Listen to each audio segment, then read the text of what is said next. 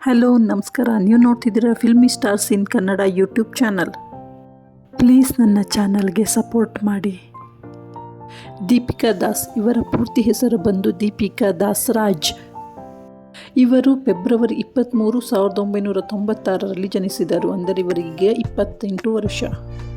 ಇವರು ಮೂಲತಃ ಹಾಸನ್ನವರು. ತಂದೆ ಕಿಶೋರ್ ದಾಸ್, ತಾಯಿ ಪದ್ಮಾಲತಾ, ತಮ್ಮ ದಿಲೀಪ್ ದಾಸ್. ಇತ್ತೀಚೆಗಷ್ಟೇ ದಾಂಪತ್ಯ ಜೀವನಕ್ಕೆ ಕಾಲಿಟ್ಟಿದ್ದಂತಹ ದೀಪಿಕಾ ದಾಸ್ ಇವರ ಗಂಡನ ಹೆಸರು ದೀಪಕ್ ದಾಸ್. ಇವರು ರಿಯಲ್ ಎಸ್ಟೇಟ್ ಬಿಸ್ನೆಸ್ ಮಾಡುತ್ತಿದ್ದು ದುಬೈಯಲ್ಲಿ ಸ್ಟಾರ್ಟಪ್ ಮಾಡಿದ್ದಾರೆ.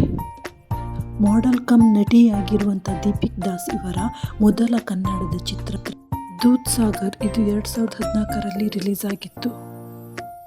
ತೆಲುಗುದಲ್ಲಿ ಮನಸೆ, ಇದು ಕೂಡ 2014ರಲ್ಲೇ ರಿಲೀಸ್ ಆಗಿತ್ತು. ಕನ್ನಡದ ಪಾಪ್ಯುಲರ್ ಧಾರಾವಾಹಿ ನಾಗಿಣಿಯಲ್ಲಿ ಮೇನ್ ಪಾತ್ರದಲ್ಲಿ ಕಾಣಿಸಿಕೊಂಡಂತಹ ದೀಪಿಕಾ ದಾಸ್ ಇವರು ಒಳ್ಳೆಯ ಹೆಸರನ್ನು ಕೂಡ ತಂದುಕೊಟ್ಟಿತ್ತು. ನಾಗಿಣಿ ಧಾರಾವಾಹಿಯ ಮೂಲಕ ಮನೆ ಮಾತಾಗಿದ್ದಂತಹ ದೀಪಿಕಾ ದಾಸ್ ಇವರಿಗೆ ಬಿಗ್ ಬಾಸ್ ಆಫರ್ ಕೂಡ ಬಂದಿತ್ತು.